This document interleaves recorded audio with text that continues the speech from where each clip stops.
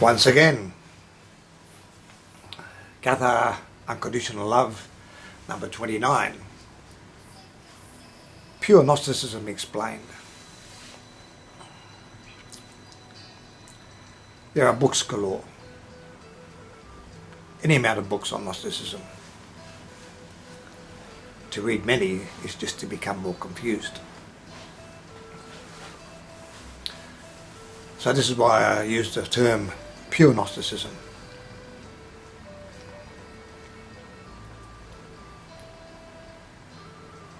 Gnosticism has influenced the major religions, Christianity, Islam, Judaism, but especially Christianity.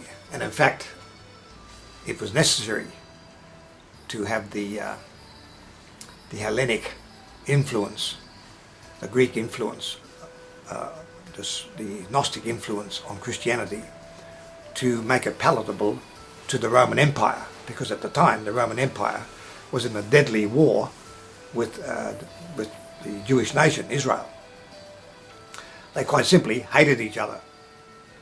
So Paul, St. Paul, pretty smart cook, he Hellenized, or he brought in Greek Gnostic philosophy from Socrates and Plato, and this made the introduction of Christianity more palatable to the Roman Empire, and slowly it took hold.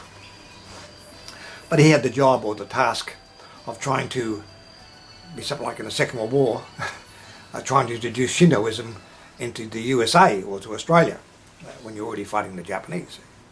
An impossible task. But so he was smart enough to do this, but Gnosticism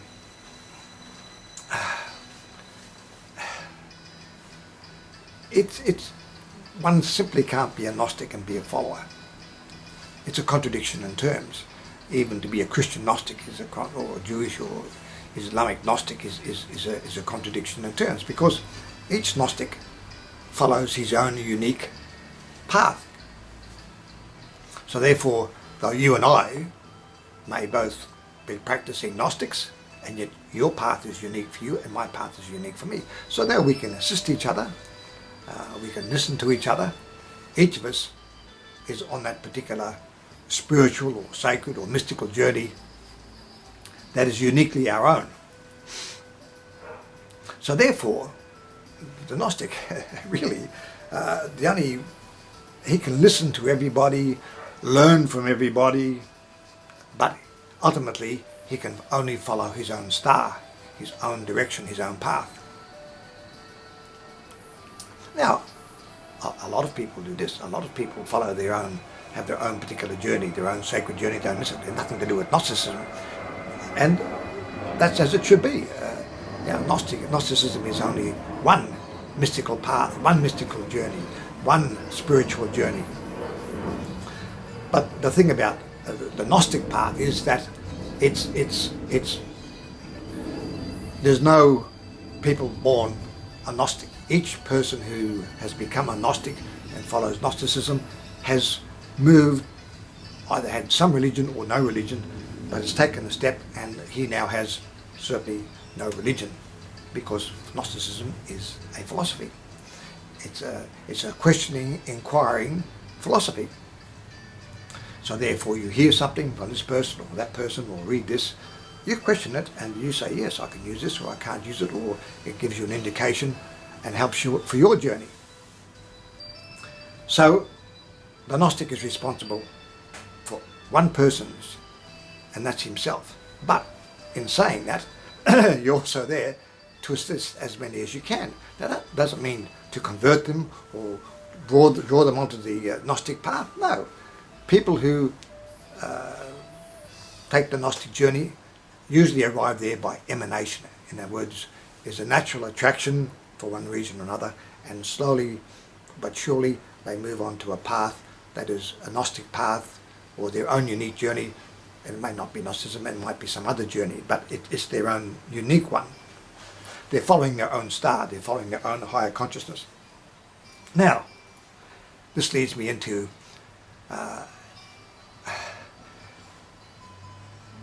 So each Gnostic is really following an unknown path. How does he know that he or she is on the correct path? Well,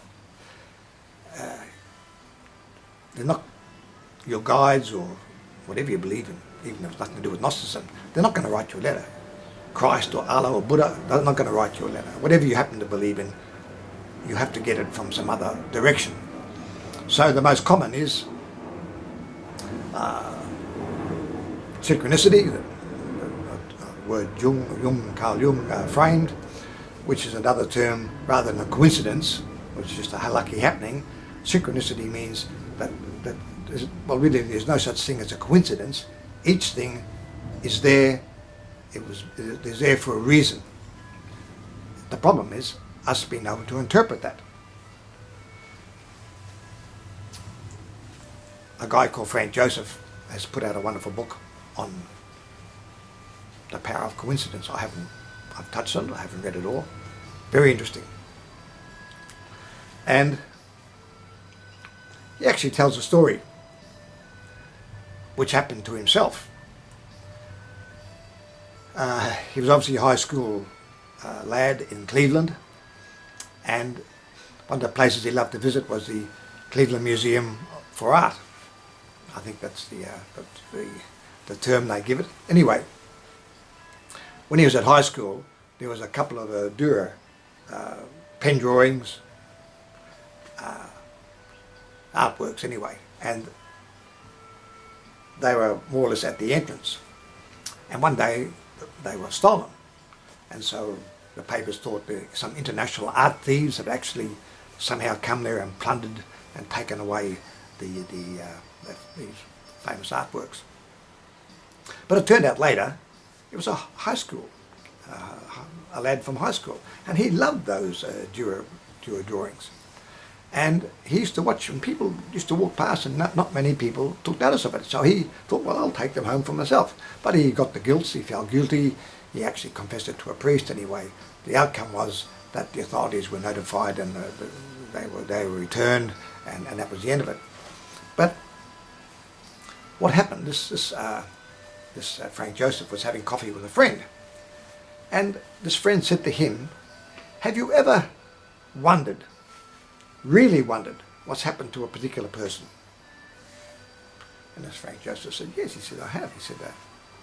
And he told that story about how these prints were missing, but it was a high school lad who took it, but no one knew who he was or whatever happened to him. The person he's having coffee with, his face turned white or ashen, and he says, you're talking to him.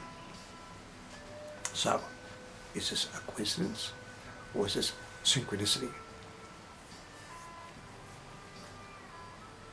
I'm going to tell you another story. This happened to me. When I tell it, not many believe it, but the plain fact is, truth is stranger than fiction.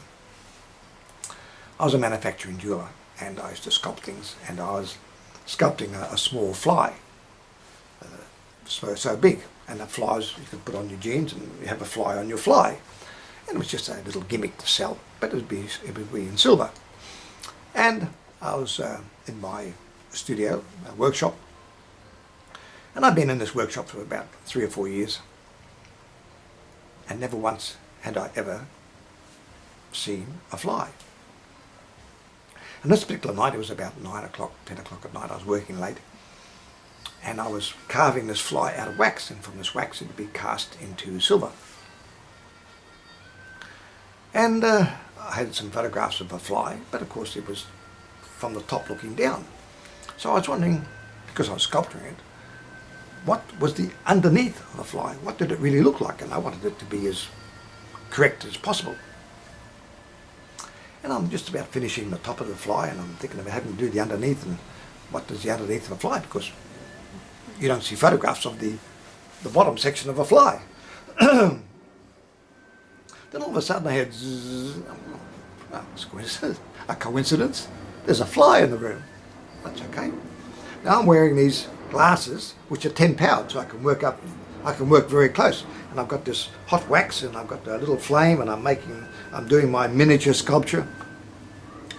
And all of a sudden, I'm just thinking about the bottom section. I wonder how I can do it. And suddenly, this fly landed in my small periphery of vision, about that much, because of the glasses, and was on the ground. And it was there in front of me. And I went, I was amazed.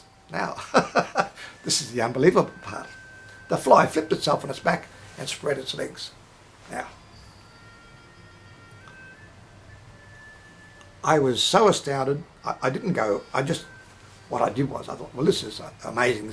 I didn't think, actually. I just continued, and because I thought at any point it's going to leave, so as quick as I can, I started sculpting the underneath of the fly while it had its legs like this. And then I finished, but it still stayed there, and I thought, oh, well, it's obviously dead.